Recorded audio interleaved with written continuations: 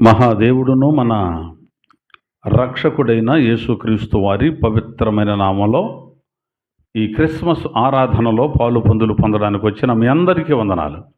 అందరికీ వందనాలండి. అందరికీ వందనాలు. మీ అందరికీ క్రిస్మస్ శుభాకాంక్షలు. దేవునికి మహిమ కలుగును గాక. చాలా సంతోషం. ఈ క్రిస్మస్ దినాన మనమంతా ఆయన సన్నిధిలో చేరి ఆయన మాటలు వినడానికి కూడి ఉండడం అనేది చాలా ఆశీర్వాదకరమైనటువంటి సంగతి. సరే, మొత్తం మీద ఈ రోజున బైబిల్ గ్రంథంలో నుంచి క్రీస్తు పుట్టుకను గురించిన ఒక సంగతిని మనం నేర్చుకుందాం. మనం నేర్చుకోబోయేటువంటి అంశం పేరేమిటంటే, యూదుల రాజుగా పుట్టినవాడు ఎక్కడ? ఇది మన అంశం. యూదుల రాజుగా పుట్టినవాడు ఎక్కడ తెలుసుకుందాం. ఆయన ఎక్కడున్నాడో ఈ రోజున బైబిల్లో నుంచి చూద్దాం. మత్తయి సువార్త 2వ అధ్యాయం, మత్తయి సువార్త 2వ అధ్యాయం 2వ వాక్యాన్ని ఒకసారి చదివి వినిపించండి. యూదుల రాజుగా పుట్టినవాడు ఎక్కడ ఉన్నాడు? చాలమ్మ. ఇక్కడ వ్రాయబడిన మాటను ఒకసారి మనం గమనిద్దాం. యేసుక్రీస్తు ప్రభుల వారు ఈ భూమి మీద మానవుడిగా పుట్టినప్పుడు యేసయ్యను చూడడానికి చాలామంది వచ్చారు. యేసు ప్రభుల వారిని బాలుడిగా పుట్టినప్పుడు చూడడానికి చాలామంది వచ్చారు. ఆయన పుట్టిన సమయంలోనే దేవదూత ద్వారా వర్తమానం విని బేత్లెహేము అనే ప్రాంతానికి వచ్చి గొర్రెల కాపరులు వచ్చి యేసుక్రీస్తు ప్రభుల వారిని చూశారు. మొదటిగా వాళ్ళే ప్రభును చూశారు. తర్వాత కొన్ని సంవత్సరాలకు, దాదాపు 2 ఏళ్ళు అవుతోంది, అప్పుడు తూర్పు దేశము నుండి కొంతమంది జ్ఞానులు యెరూషలేమునకు వచ్చి హేరోదు అనే రాజు దగ్గరకు వెళ్ళి, యూదుల రాజుగా పుట్టినవాడు ఎక్కడ ఉన్నాడు అని ప్రశ్నించారు. వాళ్ళు కూడా ఈ యూదుల రాజును చూడడానికి వచ్చారు. ఇది బైబిల్ చెబుతుంది. ఎంతమంది వచ్చారు ఏమో తెలీదు. చాలామంది 3 వచ్చారన్నారు. ఎందుకంటే బంగారం, సాంబ్రాణి, బోళం 3 కానుకలు కనుక 3 అనుకుంటున్నారు. కాదు, 3 అనడానికి ఆస్కారం లేదు. ఎంతమంది అని చెప్పడానికి కూడా ఆస్కారం లేదు. మన ఇంగితానికి కాస్త ఆలోచిస్తే చాలామంది గుంపు జనాంగమే వచ్చి ఉంటారు.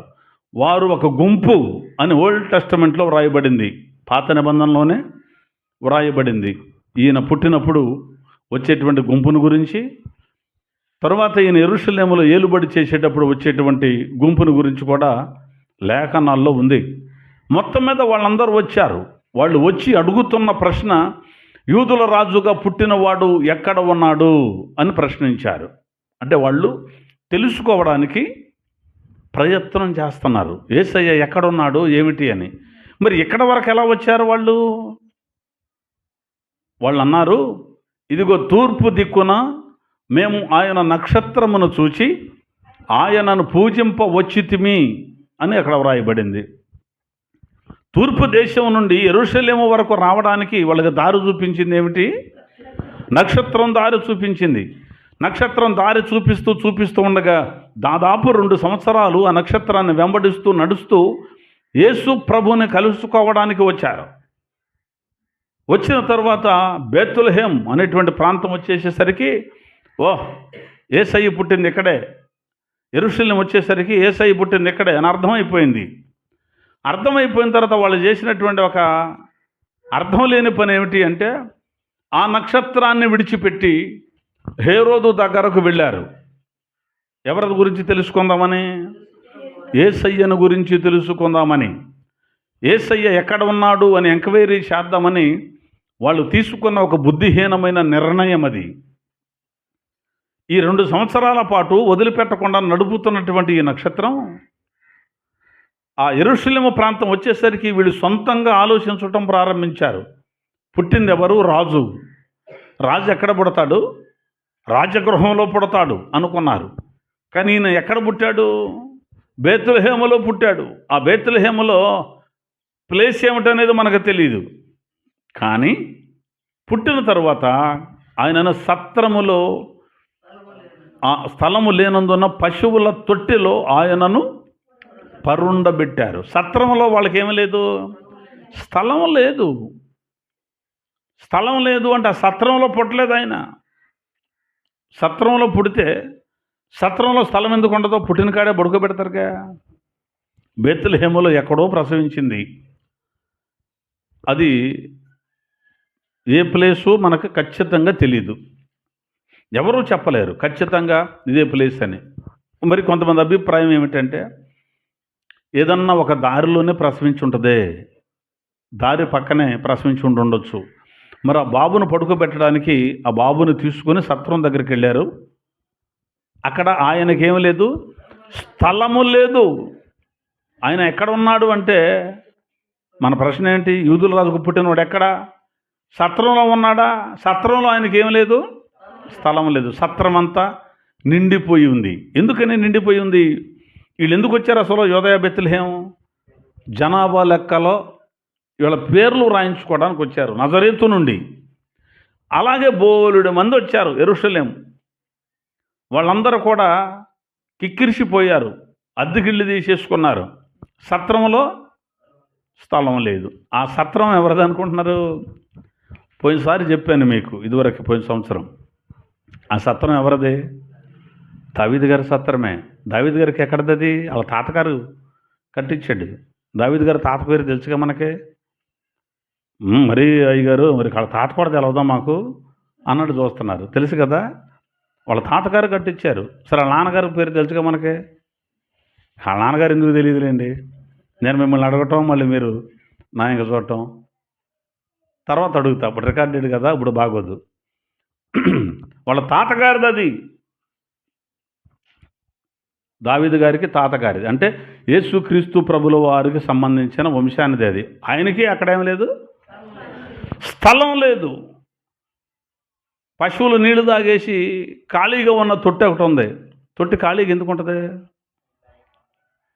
నీళ్ళు తాగేసినా మళ్ళీ పోతారు, పగిలిపోయి ఉంటుంది. అటో చెక్క ఇటో చెక్క బారేసి ఉంటారు. దానిలో పండుకోబెట్టారు. కాస్త గడ్డి మెత్తగా వేసి పొత్తుగుడ్డలతో చుట్టి అందులో ఆయన్ని పరుండబెట్టారు. ఇది బైబిల్ చెబుతోంది. అయితే యేసుక్రీస్తు ప్రభువుని గురించి ఎంక్వైరీ చేయడానికి దాదాపు 2 సంవత్సరాలు బట్టి నెలకు వచ్చారు.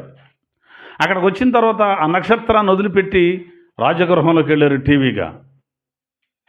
వెళ్ళడంతో హేరోదు రాజు దగ్గరికి వెళ్ళి అడుగుతున్నారు, హేరోదు రాజా, యూదులకు రాజుగా పుట్టినవాడు ఎక్కడ ఉన్నాడు? తూర్పు దిక్కున మేము ఆయన నక్షత్రం చూసాం, ఆయనను పూజించడానికి వచ్చాం అంటే ఆయన మెడలో దండేసి గౌరవించి సాల్వా కప్పి భజంత్రిని పిలిపించి నాట్యాలు ఏర్పాటు చేయించి ఒక ఎద్దుని వధించి భోజనం విందు ఏర్పాటు చేస్తాడని వాళ్ళు ఎక్స్పెక్ట్ చేశారు, ఊహించారు. రాజు ఎక్కడ పుడతాడు? రాజు పుట్టేది రాజగృహాల్లోనే. అంటే మా ఇంట్లోనేగా పుట్టింది, రండి అంటే మా ఇంట పుట్టిన వారసుడు అంత గొప్పవాడా అనుకొని వీళ్లను సన్మానించి సత్కరించి ఏదో చేస్తాడని ఊహించి రాజు దగ్గరికి వెళ్ళారు. ఏమాత్రం ప్రయోజనం లేదు.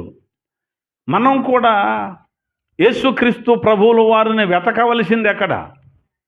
యేసుని ఎక్కడ వెతకాలి? యేసు ప్రభుని ఎక్కడున్నాడని మనం కనిపెట్టాలి.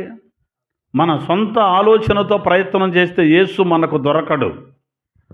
యూదులు రాజుగా పుట్టినవాడు ఎక్కడ ఉన్నాడు అని ఎవరిని పడితే వాళ్ళని అడిగితే ఆయన మనకు కనబడడు. మన సొంత ఆలోచనతో వెళ్ళకూడదు ముందుకి. మరి ఎలా వెళ్ళాలి? అదిగో నక్షత్రం కనబడుతుందే, అది చూపుతున్న దారిని బట్టి వెళ్ళాలి. మరి ఈ రోజున యేసయ్య మనకు దొరకాలి అంటే ఇదిగో లేఖనాలు కనబడుతున్నవే, లేఖనాలను బట్టి మనం వెళితే యేసయ్య మనకు దొరుకుతాడు. దేవునికి మహిమ కలుగున గాక. యేసయ్య నీకు దొరకాలి అంటే మందిరానికి వెళ్ళినంత మాత్రాన దొరకడు, ఏదో బైబిల్ నామకార్థంగా చదివినంత మాత్రాన దొరకడు, నేర్చుకొని కొన్ని పాటలు పాడినంత మాత్రాన దొరకడు. 10 సంవత్సరాలు 20 సంవత్సరాలు 30 సంవత్సరాలు దేవుని మందిరానికి మనం వెళ్ళి వస్తున్నంత మాత్రాన క్రీస్తు మనకు దొరకడు. ఆయన ఎక్కడున్నాడు మనకు తెలియదు. తెలియాలి అంటే అదిగో లేఖనాలను పరిశోధించాలి, లేఖనాలను మనం గౌరవించాలి. బైబిల్ గ్రంథాన్ని చదివి బైబిల్ ఏం చెబుతుందో దాని ప్రకారం నడవాలి తప్ప అదిగో మా అయ్యగారిట చెప్పాడు, ఇదిగో ఈ అయ్యగారు ఇట్లాగా చెప్పాడు కాబట్టి నేను మా అయ్యగారు చెప్పినట్టే ముందుకెళ్తా, అయ్యగారు చెప్పింది లేఖనానుసారం అయితే వెళ్ళొచ్చు, లేకపోతే మానేయాలి. లేకపోతే క్రీస్తు మీకు దొరకడా? జ్ఞానులకే దొరకలేదు, నీకు నాకు దొరుకుతాడా? అర్థమవుతుందా? లేఖనాన్ని అనుసరించకపోతే క్రీస్తు ఎక్కడున్నాడో కనిపెట్టడం కష్టం. అసలు క్రీస్తు మనకు దొరకడు. పుట్టాడు పుట్టాడు పుట్టాడు అని సంబరాలు అయితే చేస్తాము, కానీ ఆయన ఎక్కడున్నాడో మనకు దొరకడం.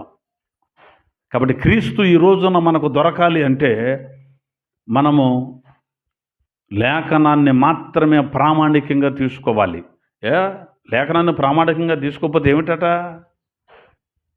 వాళ్ళు వెళ్ళడం ఎక్కడికి వెళ్ళారు? రాజుగారి దగ్గరికి వెళ్ళాడు. ఆయన ఏమన్నాడు? కపటంగా చెప్పాడు, నేను పూజ చేస్తాను, వచ్చి ఆయన ఎక్కడున్నాడో కనుక్కొని మళ్ళీ నాకు సంగతి చెప్పండి అన్నాడు. అలాగే ఆయన వెళ్ళారు వీళ్ళు. ఎప్పుడైతే ఈ రాజుకు చెప్పారో ఈ రాజు ఒక ఆలోచనతో ఉన్నాడు. వాళ్ళు వచ్చినప్పుడు నేను వెళ్ళి ఆ శిష్యుని తలకాయ కోసేద్దాం, మెడ కోసేద్దాం, చంపేద్దాం అని చూస్తున్నాడు ఆయన.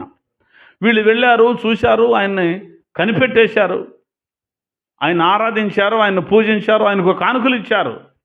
సరైనటువంటి స్థలానికే మళ్ళీ వెళ్ళడానికి వాళ్ళకి మళ్ళీ దారి చూపించింది ఏంటి? నక్షత్రమే.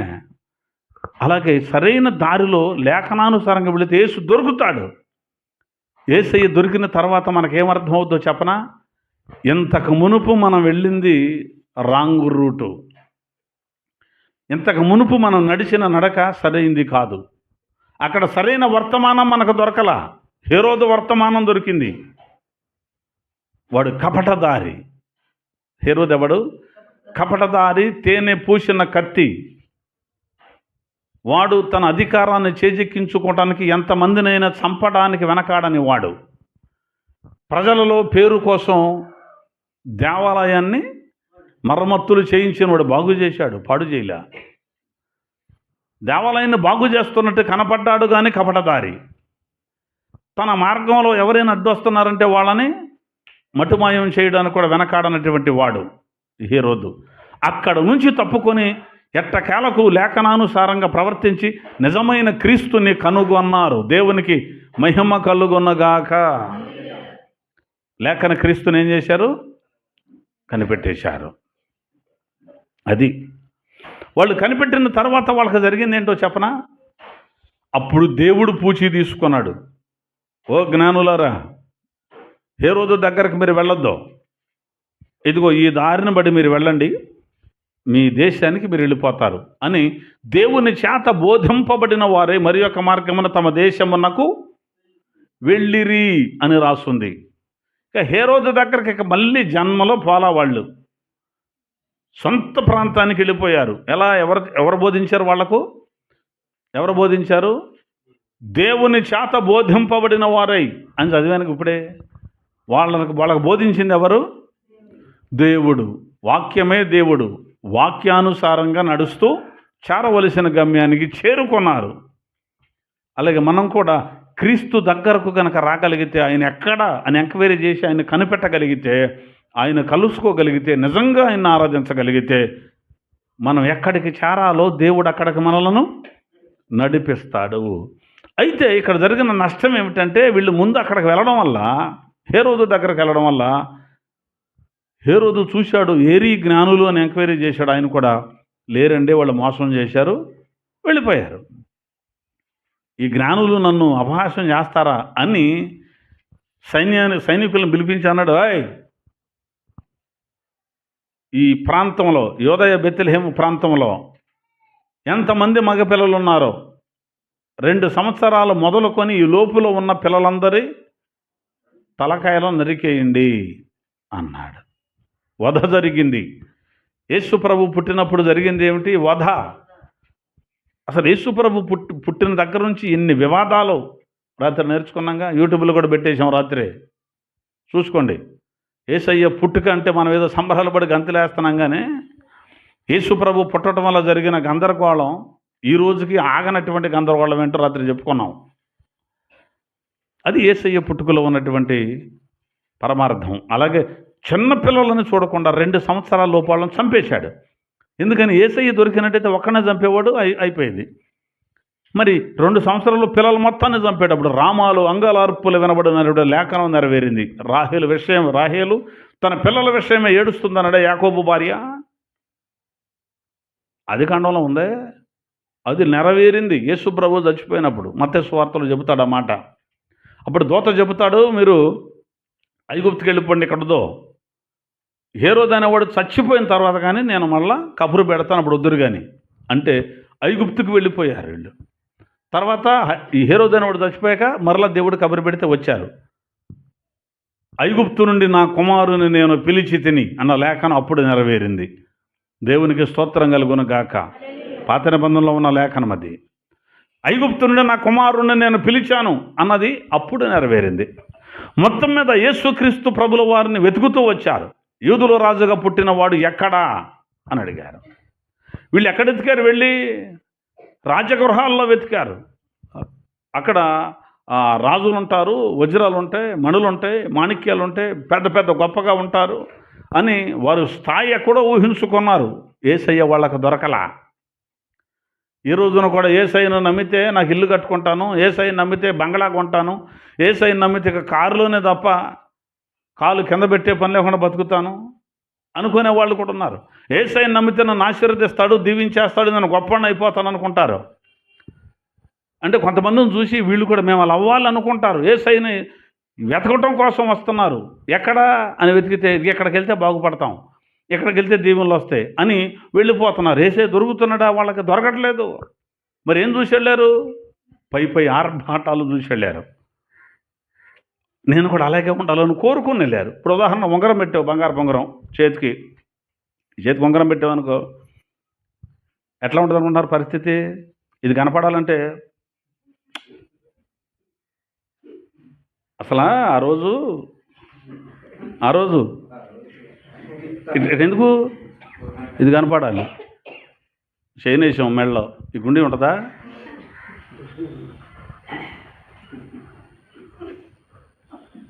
అసలు ఎందుకు సొక్కా తీసేరా సరిపోద్ది అసలు లెక్క. అంటే అలా ఉంటుంది ఒక స్థాయిలో ఊహించుకోవడం అంటే. ఎందుకని మనం కొన్నది అందరికీ కనపడాలి, మనం దొడిగింది ఏదో అందరికి కనపడాలని. ఇంకా దౌర్భాగ్యం అని చెప్పనా, మంచి కాస్ట్లీ పెట్టి కొన్నాను డైరు, అది కూడా కనపడాలని జారిపోయే ప్యాంట్లు వేసి తిరుగుతున్నారు. చూసారా మీరు? అది నడుచుకుంటూ వెళ్తుంటేనే డైరీ కనపడదు. ఎందుకని? మంచి కాస్ట్లీ అది, మరి కనపడాలిగా. మరి ప్యాంటు అది మాత్రం ఎందుకు తీసి అవతల పారేరాదు కదా? డైరీ మీద తిరిగితే మంచి ఏ క్లాస్ అండ్ డైరీ కొనడం చూస్తారుగా. అంటే హంగులకి ఆర్భాటాలకి పోయి నేను యేసయ్యని వెతుకుతున్నాను అనుకుంటున్నారు. ప్యాంటు ఎంత సిరిగితే అంత ఎక్కువ రేటు ఇప్పుడు కదా. నేను అనుకున్నాను ఆటలాడటానికి వెళ్ళో లేదా బండి కుదురుగా దోలకో కింద పడి సింపుకొచ్చేయడేమో అన్నట్టు ఉంటున్నాయి ఇప్పుడు ప్యాంట్లు. ప్యాంట్లు కూడా మాసిన ప్యాంట్లే. సిమెంట్ కలిపేవాడికి సిమెంట్ అవుతుంది చూడు, ఎంత బురద చేసుకుంటే అంత రేట్ ఎక్కువ. చక్కగా మంచి ప్యాంటు ఉంటే కుదరదు కదా. ఇంకా మగవాళ్ళు మెరుగు కాదు, చక్కగా ఇక్కడ వరకే షర్ట్ వేస్తున్నారు ఫుల్, లేకపోతే ఇప్పుడు నాకు మళ్ళీ హాఫ్ హ్యాండ్స్ బారుగు ప్యాంట్ వేస్తున్నారు. మనం వేసుకున్న బట్టలు కాస్ట్లీ అని చూపించడానికి లో దుస్తుల మీద తిరిగే వాళ్ళు కూడా ఉన్నారు, అంగవస్త్రాల మీద తిరుగుతున్న దౌర్భాగ్యులు ఉన్నారు. ఎందుకని వాళ్ళని చూసి మనం కూడా అట్లా గొప్పవాళ్ళం అయిపోవాలి. పేదవాడు ఒంటి నిండా బట్ట కట్టుకుంటాడు, డబ్బు కలిగిన వాడు ఇంత గొడ్లగట్టుకు తిరుగుతారు. అది తేడా. వీడికి డబ్బు ఎక్కువైందిరా అంటే అర్థం ఏంటనుకుంటా, వాడికి గొడ్లు ఉండవు. అదే గుర్తు. పాపం పేదవాడు అంటే చిరిగిపోయిన చీరైనా కుట్టుకొని, చిరిగిపోయిన చొక్కా అయినా కుట్టుకొని కప్పుకొని తిరుగుతారు. యేసయ్య ఎక్కడున్నాడు అని వీళ్ళు వెతుకుతున్నారు. రాజుల గృహాల్లో గొప్పగా ఊహించుకున్నారు. అక్కడికి వెళ్తే యేసయ్య నీకెందుకు దొరుకుతాడు? ఆ మైండ్ ఉంటే నీకెందుకు దొరుకుతాడు యేసయ్య? ధనాపేక్ష సమస్తమైన కీడులకు మూలం. క్రీస్తు ఎక్కడ ఉన్నాడు ఎంక్వైరీ చేశారు, దొరకలా. తర్వాత మరలా ప్రారంభం నుంచి నడిపించిన ఆ నక్షత్రాన్ని చూశారు. మనం కూడా లేఖనాన్ని చూసి యేసయ్యను కనిపెట్టొచ్చు. కాబట్టి మనం ఎక్కడ వెతుకుతున్నాం యేసయ్యను? ఈ క్రిస్మస్ సందర్భంగా అడుగుతున్న ప్రశ్న, యేసయ్యను ఎక్కడ వెతుకుతున్నాం? ఈ పండగకి చీర కొనపోతే ఊరుకుంటారా ఆడవాళ్ళు? ఏమ్మా, మనకు లేకపోయినా బాధ లేదు, కానీ మగవాళ్ళకే, స్త్రీలకు మాత్రం కొనాలి. పండగ పూట ఖచ్చితంగా వాళ్ళు కట్టుకోవాలి. అందుకని ఏం చేయాలంటే అప్పటికప్పుడు రేపు 25వ తారీఖు అనగా 24వ తారీఖున షాప్కి వెళ్ళామనుకోడు, ఎంత చెప్తే అంతకు సచ్చినట్టు కొనాలి. అందుకే ఒక నెల రోజులు ముందే తీసేసుకో, మిషన్ దగ్గర వేసుకో, ముందే హడావుడి లేకుండా కుడతారు. లేకపోతే అక్కడికి వెళ్ళి అయిందా అయిందా అయిందా అయిందా అని ఆడి మేళ మీద కూర్చుంటే ఆడి మాత్రం ఎక్కడ ఆడికి పండగ లేదు. ఆ టైలర్కి కనీసం తినటానికి కుదరదు, తాగటానికి కుదరదు. ఎందుకని? పండగ బట్టలు వచ్చి పడ్డాయి మీద, ఆ టయానికి కొట్టలేదా? ఈ ఫ్యామిలీ ఆడి దగ్గరికి వెళ్ళరు కాబట్టి వాడు ఏదో ఒకటి తిప్పలబడి వాడు కుట్టని తీయాలి. కాబట్టి ఏదైనా కొనుక్కోవాలనుకుంటే ముందే కొనండి, అప్పటికప్పుడు పీకల మీద. మాకనుకో ఏమైంది, 10 గంటలకు ఆరాధన అన్నారనుకో, 8 గంటలకు షాపులోకి వెళ్ళి అక్కడ దొడుకొని చూసి మళ్ళీ ఇంటికి వచ్చేసి ప్రైజ్ దల్లాడు అంటాం, అయిపోద్ది మాకు. అంతేకా మనకే. కాబట్టి హంగు ఆర్భాటాలతో మన మనస్సు నిండినంత కాలం యేసయ్య మనకు దొరకడు. ఓకేనా? లేఖనానుసారంగా నడుస్తూ ఆ లేఖనం ఎక్కడికి నడిపిస్తే అక్కడికి వెళ్ళాలి. పాకలో ఎందుకు ఉంటాడండి, లేదా ఇంట్లో ఎందుకు ఉంటాడండి, అంత పేద స్థితిలో ఎందుకు ఉంటాడండి అని మన చిన్న చూపుతో వెతికితే యేసయ్య దొరకడు. ఇది మొదటిది. ఎక్కడ వెతికారు? అమ్మిళ్ళు రాజుగారి దగ్గరికి వెళ్ళి వెతికారు. యూదుల రాజుగా పుట్టినవాడు ఎక్కడా అన్నారు, దొరకలా. తర్వాత దొరికాడు. రెండో మాట చూపిస్తాను మీకు. లూకా సువార్త 2వ అధ్యాయం 49వ వాక్యం. లూకా సువార్త 2వ అధ్యాయం 49.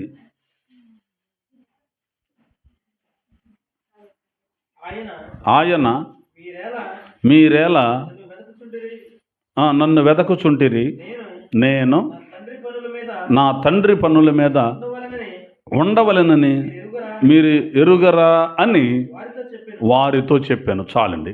యేసు ప్రభు అడుగుతున్నాడు ఇక్కడ. ఆయన అంటాడు, మీరేలా నన్ను వెదకుచుంటిరి, నేను నా తండ్రి పనుల మీద ఉండవలెనని మీరు ఎరుగరా అని వారితో చెప్పాను. యేసయ్యకి 12 సంవత్సరాలు వచ్చాయి.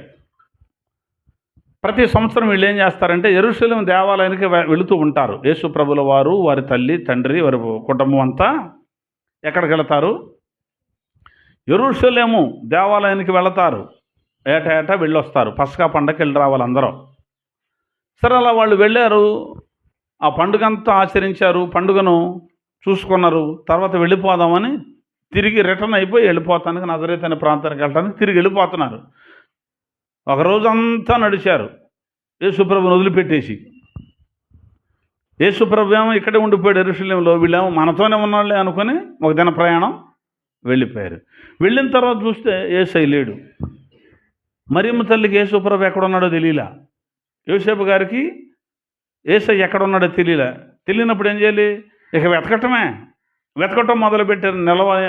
వారికి తెలిసిన వాళ్ళ దగ్గరకు, బంధువుల దగ్గరకు, స్నేహితులు ఎలాగేమో వెళ్ళాడేమో, అటు ఎతికితే కనపడలా. సరే, జనసమూహంలో ఉండడం, తప్పిపోయడం, జనసమూహములలో వెతకిరి. ఆ మాట చూద్దాం. 44వ వచనం. ఆయన తల్లిదండ్రులు ఆ సంగతి ఎరుగక ఆయన సమూహములో ఉన్నాడని తలంచి ఒక దిన ప్రయాణము సాగిపోయి తన బంధువులలో నెలవైన వారిలో ఆయనను వెదకుచుండిరి. ఎక్కడ వెతుకుతున్నారు? ఒక రోజంతా బంధువులలో నెలవైన వారిలో వెతుకుతున్నారు. ఎక్కడున్నాడు అనుకున్నారు? మళ్ళీ జన సమూహములో ఉన్నాడు అనుకున్నారు. యేసయ్య ఎక్కడున్నాడు అనుకున్నారు?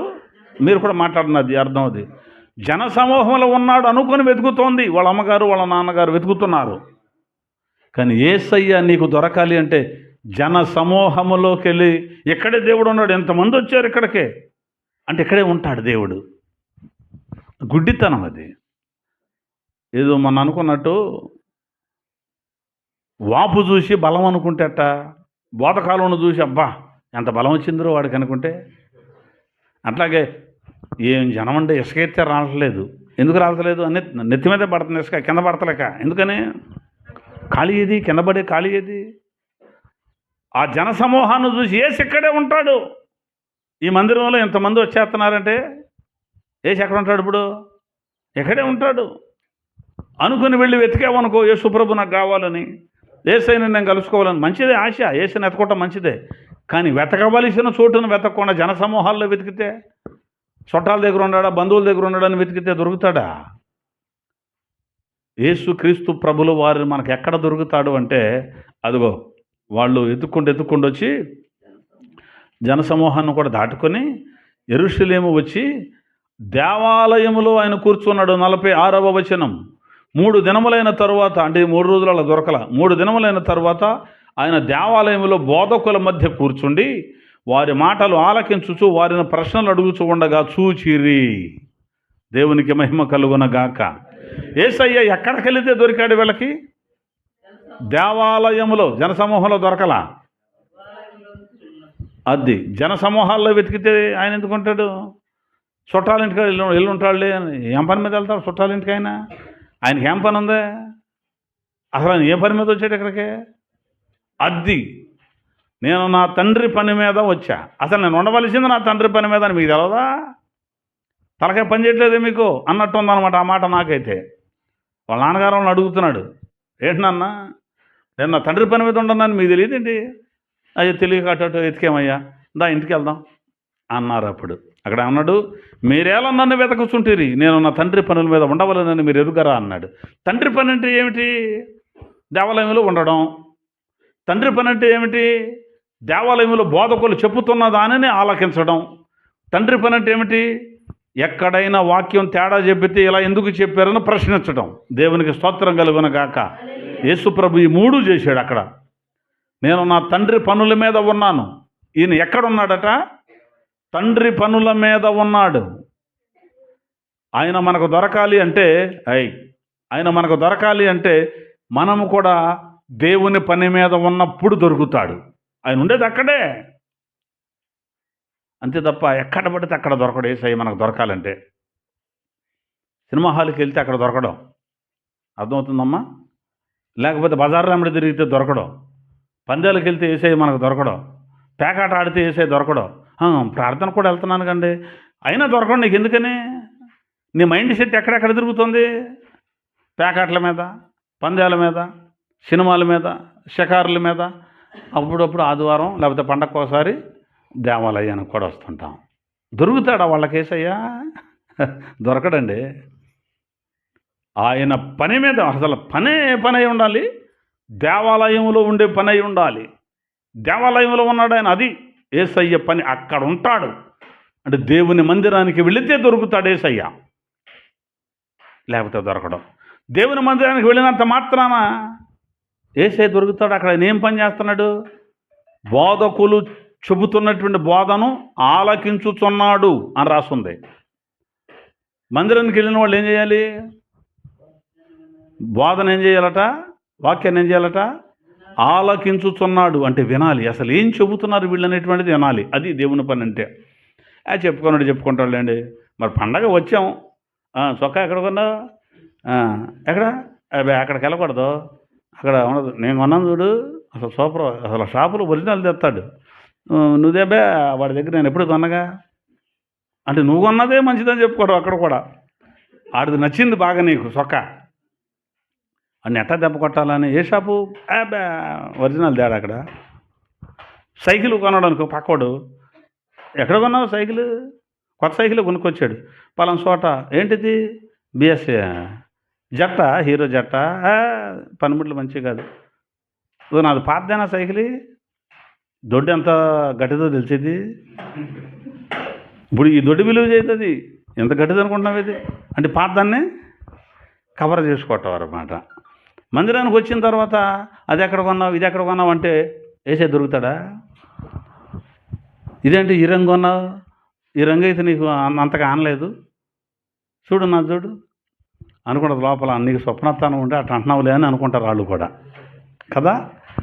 అంతే. కొంతమంది ఏంటంటే ఎదుటోళ్ళు కట్టుకున్నది బాగా నచ్చిందనుకో, కడుపు మండిపోయి అబ్బాయి ఆ రంగు అంతగా వెళ్ళట్లా. ఇప్పుడు అసలు ఇది ఇప్పుడు ఈ సీజన్ అది కాదు, ఇప్పుడు ట్రెండ్ అది కాదు, ఇప్పుడు మోళ్ళ కాదు అది. ఎప్పుడు వెనకటి మోళ్ళ నువ్వు కట్టుకున్నది.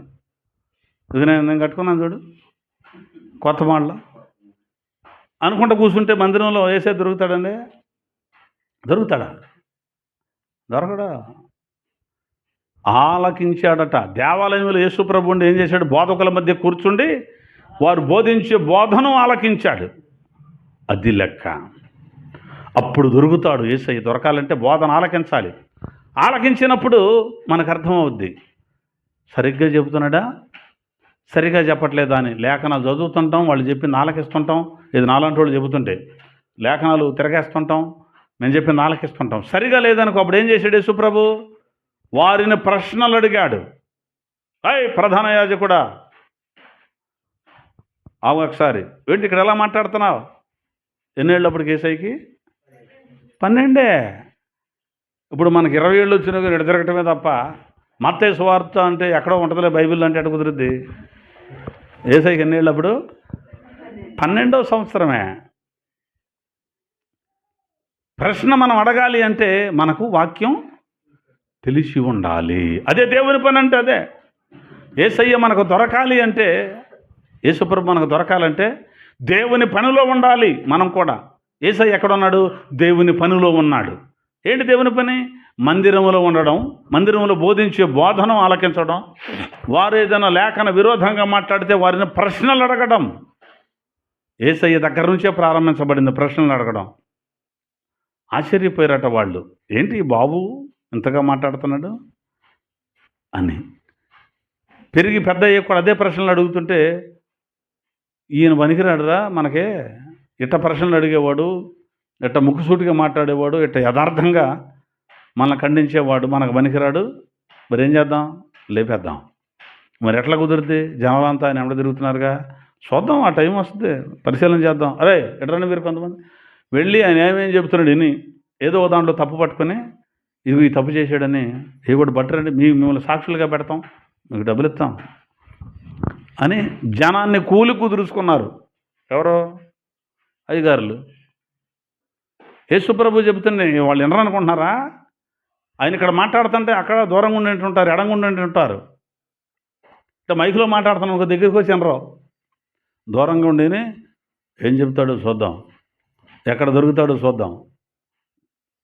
మన పక్క ఊరు వెళ్ళి వాక్యం చెబుతుంటే మేము 10 మంది అయ్యగారులు వింటున్నావు, నువ్వు చెప్పేది ఏంటి నీ బోధ ఏంటి? బాప్తీసం అంటున్నావు ఏంటి నువ్వు?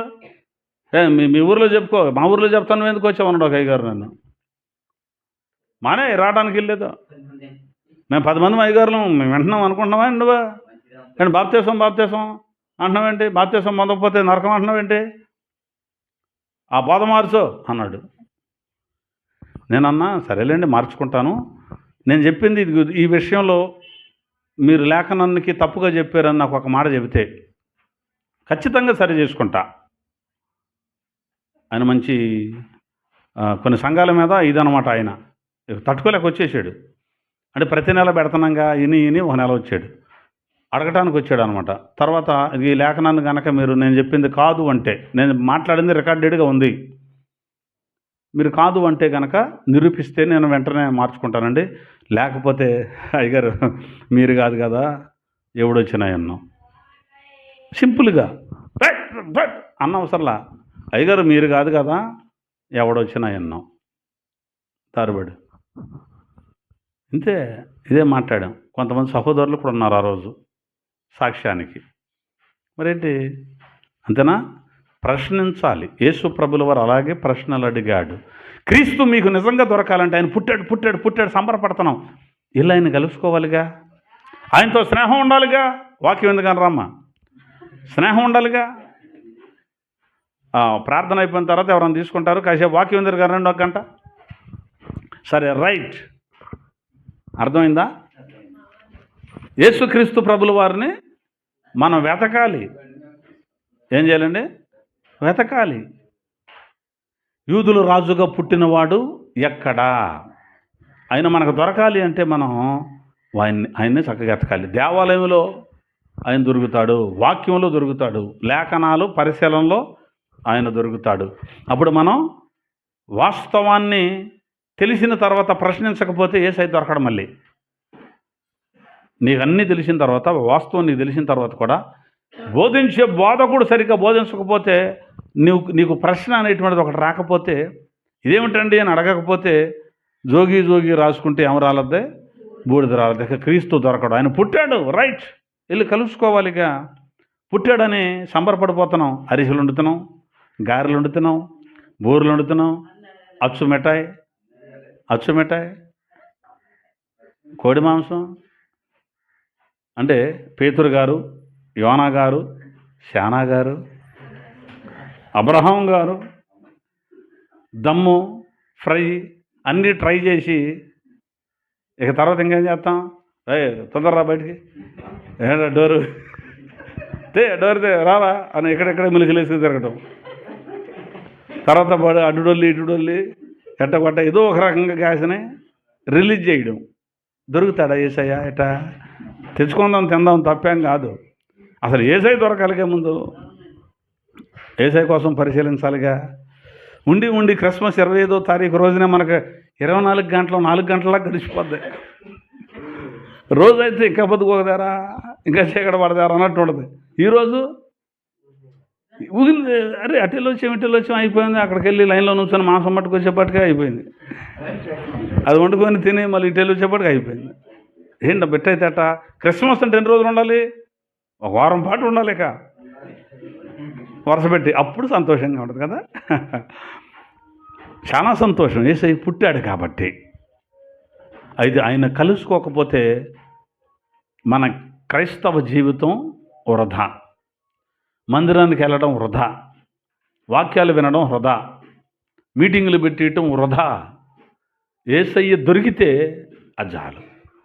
దొరకాలి అంటే జ్ఞానులు ఎత్తుకారు, వెళ్ళి హేరోదు దగ్గరికి వెళ్ళి ఎత్తుకారు, దానివల్ల నష్టం చూసాం. మరియ తల్లిను యోసేపు గారి జనాల్లో ఎత్తుకుతున్నారు వెళ్ళి. మరియ తల్లికి యోసేపు గారికి ఎక్కడ ఎత్తకాలో తెలవలా. 3 రోజుల పాటు ఎత్తికారంట. తర్వాత ఎట్టకొట్ట కనిపెట్టారు. ఎక్కడ ఉంటాడు ఆయన? దేవాలయములో కూర్చుండి అడుగుతున్నాడు ప్రశ్నలు. ఆయన దేవాలయంలో ఉంటాడు. అందుకే భక్తుడైన పౌలు అంటాడు, మీ దేహము దేవుని వలన మీకు అనుగ్రహింపబడి మీలో ఉన్న పరిశుద్ధాత్మకు ఆలయమై ఉన్నదని మీరు ఎరుగరా అన్నాడు. అంటే మన దేహమే దేవుని ఆలయం. అంటే ఆయన ఎక్కడ ఉంటాడు? ఆయన మనలోనే ఉన్నాడు. దేవుడు మనలో ఉన్న దేవుడిని వదిలిపెట్టి అక్కడికి వెళ్ళి కొండెక్కితే దేవుడు కనపడతాడు. అక్కడికి వెళ్ళి ఎక్కడున్నావయ్యా అని పాటలు పాడితే కనపడతాడా? ఎన్నో మెట్లు ఎక్కువ వచ్చినా నాకు కనపడడం ఏంటంటే కనపడతాడా? అయ్యా నువ్వు నాకు కనపడే వరకు నేను నుప్పుల మీద ఉరుకుతానని అట్టి నుప్పుల మీద బరిగెత్తి దొరుకుతాడా? నుప్పులు బరిగెత్తితే నీకు కనపడతాడా? మెట్లు మోకాళ్ళ మీద ఎక్కితే కనపడతాడా? నున్నగా వెళ్ళి గుణదలు వెళ్ళి నున్నగా గీయించుకొచ్చాం. ఆవుటిపల్లిలో గుణదలు ఉందగా మనకు దగ్గరలో. అక్కడికి వెళ్ళి గీయించుకొచ్చాం. కనపడతాడా? అబ్బా నా భక్తుడా, నీ వెంట్రుకలు ఇచ్చావా? ఇదిగో నేను నీకు ప్రత్యక్షమయ్యాను అంటాడా దేవుడు? ఆయన ఉన్నది ఎక్కడ? ఈ దేవాలయంలో ఉన్నాడు. ఇంకెక్కడ ఉన్నాడు అని అక్కడికి పరిగెత్తి ఎక్కడికి పరిగెత్తి ఆ కొండ మీద ఈ కొండ మీద అక్కడికి వెళ్ళి మునిగితే శుద్ధి, ఇక్కడికి వెళ్ళి మునిగితే బుద్ధి అనుకుంటుంటే ఉంటాడా? అందుకే ఏడీశేఖమణి గారు రాశారు, ఏ కొండను నిలిచి అక్కడికి రమ్మనక నా చెంతకే వచ్చినావు అన్నాడు. ఎక్కడికంట? ఎక్కడో కొండ మీద నిలబడి దేవుడు భక్త ఇక్కడ ప్రత్యక్షమయ్యాను రండి అనలేదంట. మరి ఏం చేశాడు? ఆయనే వచ్చాడు మన దగ్గరికి, మనలోకి. నదులలో మునిగి శుద్ధి కమ్మనక నాలోనే జీవనదులుంచాము. కాబట్టి ఆయన మనలో ఉన్నాడు. ఇంకెక్కడో ఎదుగుతావు ఎందుకు? ఆయన నీలో ఉన్నాడు. ఆయన నీలో ఉన్నాడు కనుక నువ్వేం చేయాలో చెప్పనా? ఆయనకు ఒక సింహాసనం వేసి నీలో దాని మీద ఆయన కూర్చోబెట్టి ప్రభువా నువ్వు ఏలు అనాలి. ఆయన ఏం చేయాలి? మనల్ని ఏలాలి.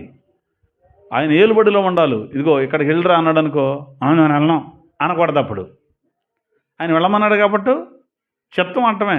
ఏలేవాడిని ప్రభువు అంటారు. ఎవరక్కడ అన్నాడు ఇప్పుడు రాజుగారు. ఎవరక్కడ అన్నాడు. చిత్తం ప్రభువు అనాలి అక్కడ ఉన్నవాళ్ళు. అంతే. ఎవరెక్కడ నీకెందుకంటే ఇలా రండి అన్నాడు అనుకో, నువ్వు చెప్తే రావాలా మేము అన్నామనుకో, వాడు తల తీసి కోట కొమ్మకి ఏనాడు ఏంటరా అంటాడు. ఎందుకు కోట కొమ్మానికి? ఆ దారిపోయే వాళ్ళ కోట కొమ్మని చూడంగానే వీడు తలకాయ కనపడుతుంది. ఏంట్రా సుబ్బారావు తలకాయ ఎక్కడుంది? రాజుగారికి ఎదురు చెప్పాడంటరా, తీయించి వేలాడ తీశాడు.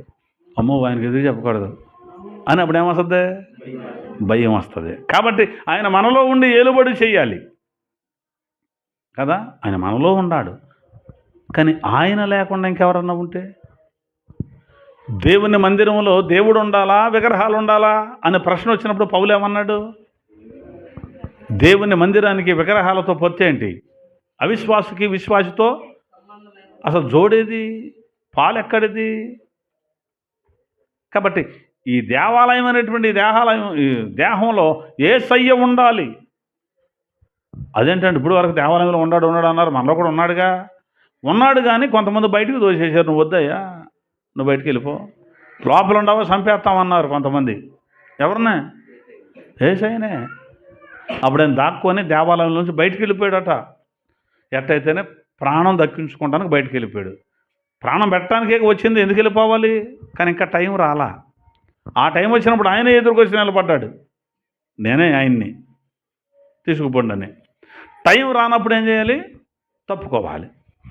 కాబట్టి యేసయ్య లేని దేవాలయం కిటకిటలు ఆడిపోయింది అక్కడ జనంతో. మరి యేసయ్య ఉన్నాడా? లేడు. అలాగే యేసయ్య లేని దేహంలో బోరుడని ఉంటే కిటకిటలు ఆడిపోతున్నాయి. అక్కడికి వెళ్ళి రావాలి, ఇక్కడికి వెళ్ళి రావాలి, వచ్చే సంవత్సరం అది పక్కనోడు కవులకి ఎత్తున్నాడు, ₹1000 పెంచిచ్చైనా అది నేనే తీసుకోవాలి, లేకపోతే ఇక్కడికి వెళ్ళి అక్కడ చేయాలి, ఇక్కడ పిల్లడికి ఇక్కడ ఫీజు కట్టాలి, అక్కడ రోడ్డు మీదకి వెళ్ళి పోజు కొట్టాలి, ఇక్కడేమో బీట్ వేయాలి, అక్కడేమో రూట్ వేయాలి, అక్కడేమో వాట్ వేయాలి, ఇక్కడ కాటేయాలి. ఇవన్నీ నిండిపోయి ఉన్నాయి లోపల. యేసుప్రభు ఎక్కడ దొరుకుతాడు? ఆయనకి ఎక్కడ చోటు ఉండదు, చోటు ఉండదా? మరంతే కదా. కాబట్టి యేసయ్యే మనలో ఉండాలి. అయ్యా మరి ఎక్కడ ఉన్నాడో చెబితే నేను కూడా పిలిచి కూర్చోబెట్టుకుంటా. వాక్యమే దేవుడు అంటే మనలో ఏముండాలి? వాక్యం ఉండాలి. ఈ పని చేయవచ్చా చేయకూడదు అన్నప్పుడు ఆగు, వాక్యం ఏం చెప్తుందో చూద్దాం.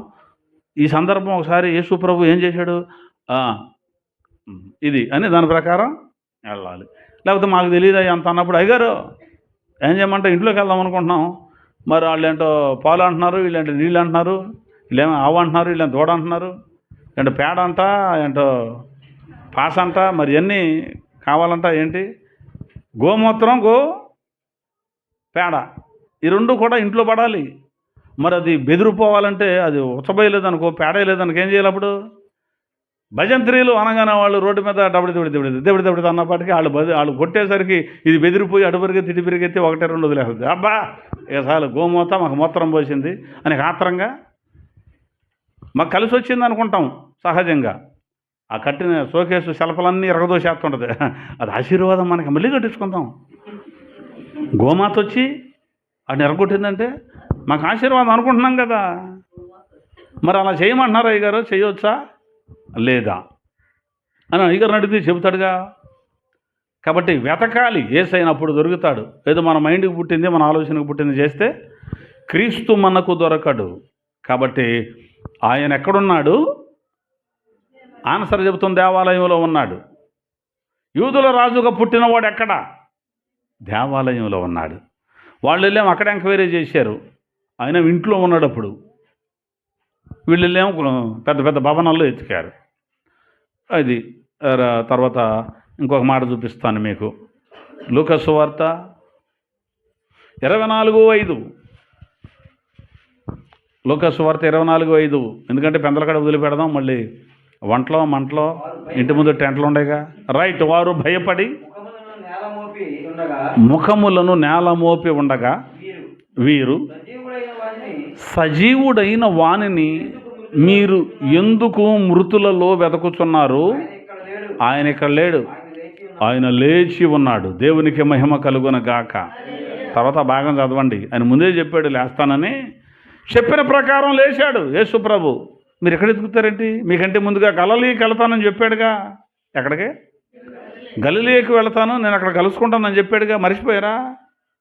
నిజమేరో అన్నప్పుడు జ్ఞాపకం చేసుకున్నారంట వాళ్ళు. అయితే యేసయ్య చచ్చిపోయిన తర్వాత సమాధిలో పెట్టారు. బతుకుండగా ఎన్నోసార్లు చెప్పాడు, నేను 3వ రోజున లేస్తాను, నేను గలిలయకి వస్తాను, ఆ గలిలయలో మిమ్మల్ని కలుసుకుంటాను. ఇది చచ్చిపోయి లేచిన తర్వాత. అలాగే ప్రభువా, అలాగే అయ్యా అనుకుంటే తిరిగారు. అనేమంటే తిరిగారు వీళ్ళంతా. అయ్యా మరి ఇక్కడ చాలామంది ఉన్నారు, రొట్టెలు ఏంటి? రొట్టెలా మీ దగ్గర ఏముండే?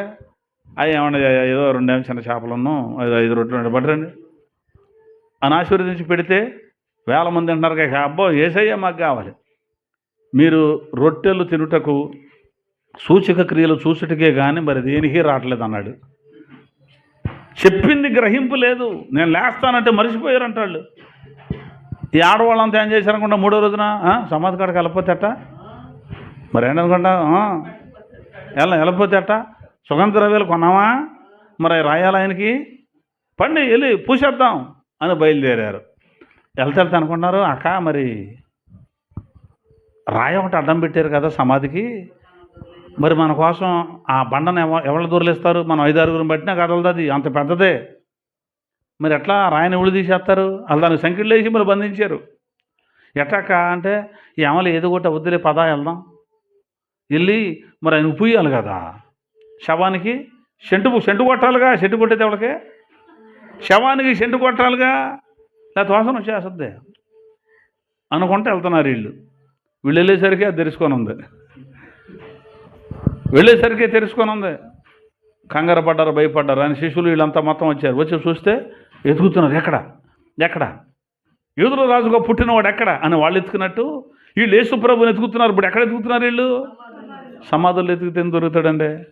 అక్కడేమో రాజభవనంలో ఎతికారు, ఇక్కడ జనాల్లో ఎతికారు, ఇక్కడేమో సమాధుల్లో ఎతుకుతున్నారు. యేసు దొరకాలంటే అక్కడక్కడ ఎతికితే దొరకడం. సమాధుల పండగ చేస్తారు మనవాళ్ళు చాలామంది. మీరు తెలుసా ఆ విషయం? మొత్తం శుభ్రం చేసేయటం, నీట్గా చేసేయటం, వాటికి టైల్స్ చేశారుగా చక్కగా మళ్ళీ కడగటం, వాటి మీద పువ్వులు, వాటికి దండలో మళ్ళీ అక్కడ బిర్యానీలు పెట్టాడు, బిర్యానీ పెడతాడు, సీసా పెట్టాడు, సీసా పెడతాడు. సమాధుల పండగకి సమాధుల మీద అయ్యా అక్కడ పెట్టి మళ్ళీ ఎవడన్నా తూగిపోయి ఆడు తాగుతాడేమోనని మళ్ళీ వీళ్ళే తాగుతారు. అక్కడికి వెళ్ళి ఆ పెట్టినోడని వదిలిపెట్టి వచ్చాడా, సిగరెట్ పెడతాడు అక్కడ.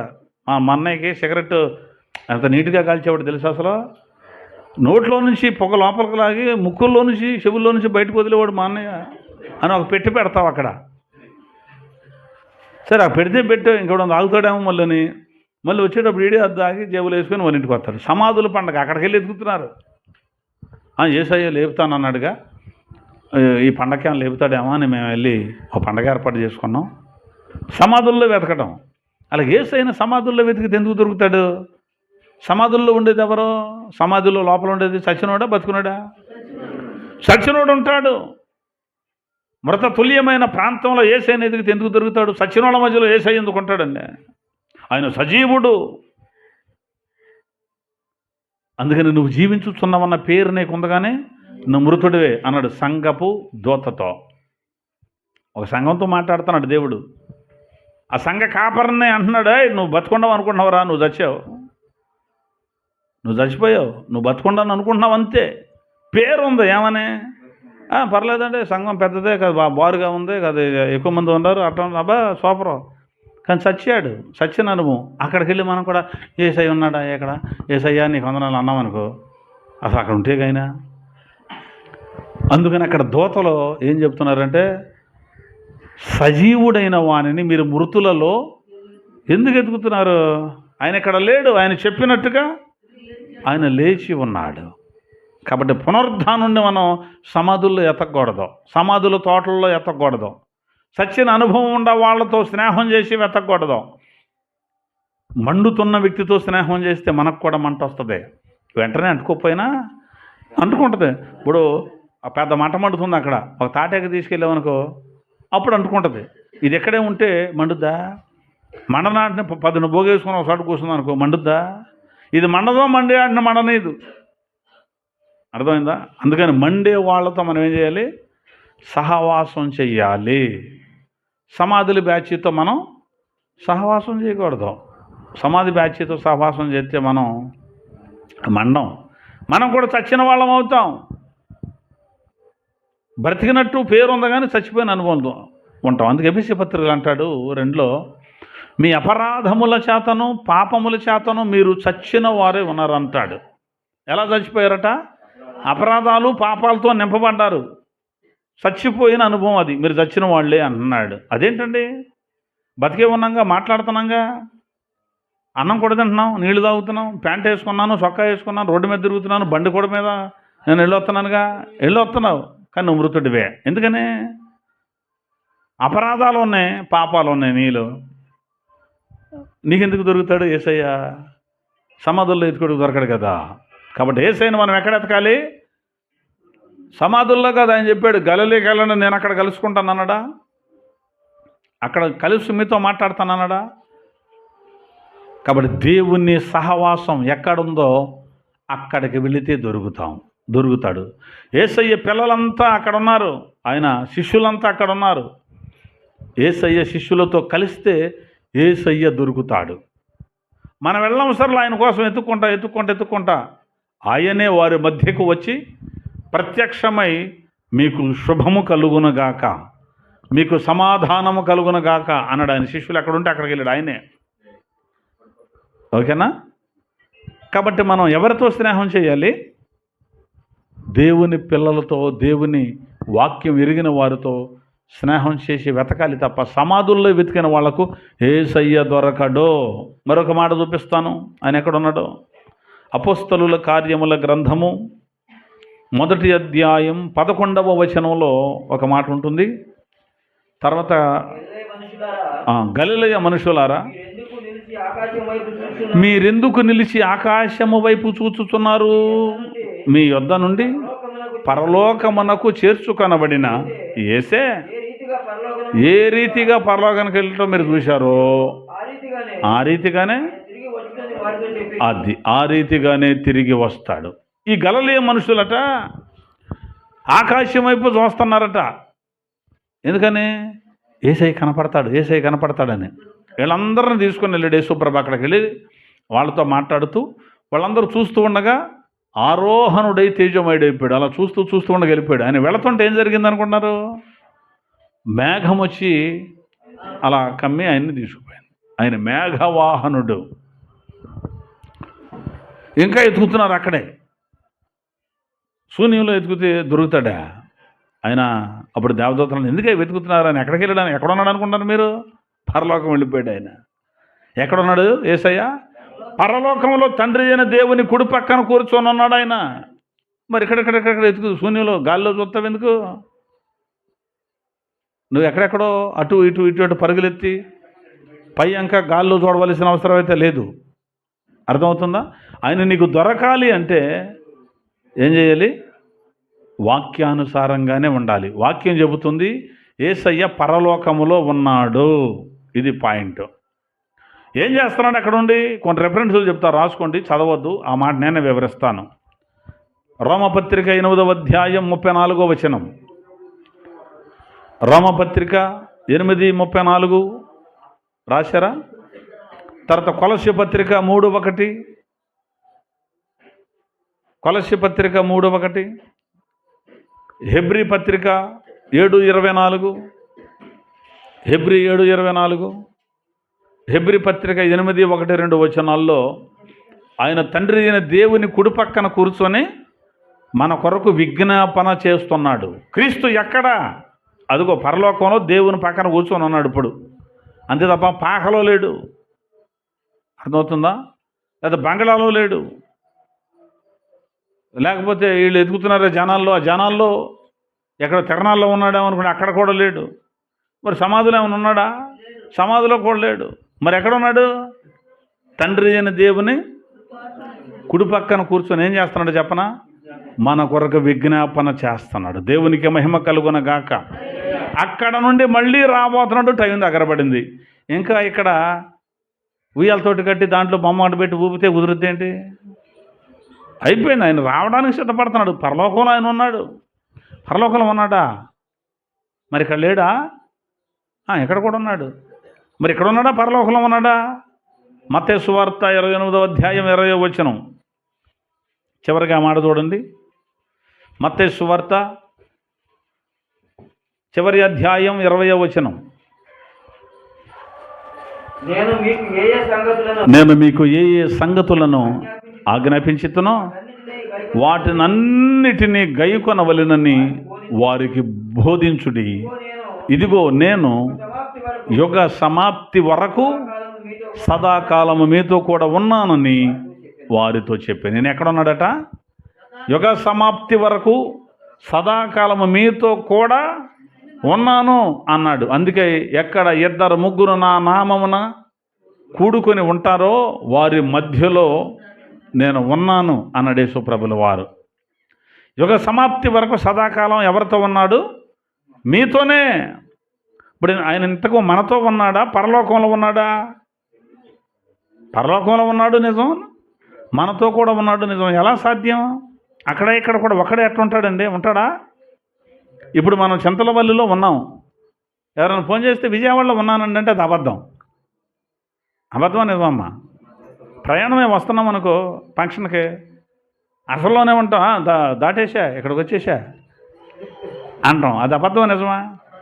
మరి యేసు ప్రభు పరలోకంలో ఉన్నాడు, మీ దగ్గరే ఉన్నాను అంటున్నాడు, మళ్ళీ నిజమా అబద్ధమా? నిజమే, ఆయన చెప్పాడు కాబట్టి. మీతో ఉన్నాను అన్నది నిజం, పరలోకంలో ఉన్నాను అన్నది నిజం. అంటే యేసయ్య అంటే ఒక్క పర్సన్గానే ఉండవాలని రూల్ ఏం లేదు. నీ దగ్గర ఒక సంపూర్ణ వ్యక్తిగా నీతో ఉండి నీతో స్నేహం చేస్తుంటాడు, అదే టైంలో నాతో కూడా ఉండి స్నేహం చేస్తుంటాడు. నీ దగ్గర ఉన్నది ఆయనే, నా దగ్గర ఉన్నది ఆయనే. ఎన్ని కోట్ల మంది ఉన్నా అన్ని కోట్ల రూపాలలో అందరితో ఒకే సమయంలో ఒకేసారి ఒకే ఎన్నెన్ని ప్లేసులైనా, ఒకే ప్లేస్ కాదు ఎన్ని ప్లేసులైనా ఉండగలిగిన వాడే యేసు. దేవునికి మహిమ కలుగును గాక. ఆయన ఎక్కడున్నాడు? మనతోనే ఉన్నాడు. మనం చేసే చూస్తున్నాడు, మనం నడిచే నడక, మనం చేసే పనులు, మన ఉద్దేశాలు, మన ఆలోచనలన్నీ ఎరిగినవాడు. పర్ఫెక్ట్గా ప్రతిసారి యేసయ్య మనతోనే ఉంటున్నాడు. నువ్వు పడుకున్నా అక్కడే ఉంటున్నాడు, నువ్వు లేచిన నీతోనే ఉంటున్నాడు, నువ్వు ప్రయాణమైన నీతోనే ఉన్నాడు, దొంగతనానికి అక్కడికి దొరబడ్డా నీతో వచ్చి చూస్తున్నాడు, నువ్వేం చేస్తున్నావు? దట్ సేమ్ టైం అక్కడ పరలోకం మన కోసం ప్రార్థన చేస్తున్నాడు. కాబట్టి యూదుల రాజుగా పుట్టినవాడు ఎక్కడున్నాడు? ఆయన మనతోనే ఉన్నాడు. కాబట్టి ఆయనను మనం గుర్తుపట్టగలిగిన కన్నులు మనకు కావాలి, ఆయనను చూడగలిగిన కన్నులు కావాలి. యేసయ్య మనతోనే ఉండి మనతోనే మాట్లాడుతూ మనతోనే నడుస్తూ ఉన్నప్పుడు మనం గుర్తుపట్టాలి. ఇద్దరితో అట్టగా నడుచుకుంటూ మాట్లాడుకుంటూ వెళ్తుంటే వాడు గుర్తుపట్ల, వారి కన్నులు ఏమయ్యాయి? మూయబడ్డాయి అన్నాడు. మరి ఇప్పుడు తెరవబడ్డాయి? వాళ్ళతో కలిసి ఇంట్లోకి వెళ్ళిన తర్వాత వాళ్ళకి వాక్యం చెప్పి భోజనాన్ని కూర్చున్నప్పుడు రొట్టె విరిచి వారికి పంచాడు. అప్పుడు వారి కన్నులు తెరవబడి ఆయనను గుర్తుపట్టిరి అని రాస్తుంది. కాబట్టి రొట్టె విరిచే అనుభవంలోనికి కూడా మనం రాగలిగినప్పుడే ఆయన చూడగలుగుతాం. అంటే బాప్తిస్మం పొందాలి, యేసయ్య శరీర రక్తంలో పాలు పొందులు పొందాలి, అప్పుడు మనం ఆయనను గుర్తుపడతాం. లేకపోతే ఆయనే ఈయన ఉంటాడులే, ఈయనే ఆయన ఉంటాడులే, ఆయన ఎట్లా అంటాడంటే ఇదివరకు చెప్తుండేవాళ్ళు, ఏదో అంటాడు చూడు, ఎర్ర సొక్క వేసుకున్నడల్లా మా ఆయన ఏంటట, లేకపోతే తెల్ల సొక్క వేసుకున్నడల్లా మా ఆయన ఏంటట. మీ ఆయన ఎట్లుంటాడు అమ్మ ఎక్కడ? తెల్ల సొక్క వేసుకుని ఉంటాడని మా ఆయన అంటే కుదురుద్దా? కుదరదుగా. ఎవడు తెల్ల సొక్క వేసుకుంటే వాడు అలా ఆయన అయితేట. కాబట్టి అట్లాగే మనం ఏం చేయాలి అంటే యేసుక్రీస్తు ప్రభుల వారిని గుర్తుపట్టాలి అంటే బాప్తిస్మం పొందిన వాళ్ళమై ఉండాలి, యేసు శరీర రక్తాల్లో పాలు పొందులు పొందిన వాళ్ళమై ఉండాలి. అప్పుడు క్రీస్తు ఎక్కడ పుట్టును అన్న ప్రశ్నకు సమాధానం దొరుకుద్ది. దేవుడి మాటలు మనందరి వినికిడిలో స్థిరపరుచునుగాక.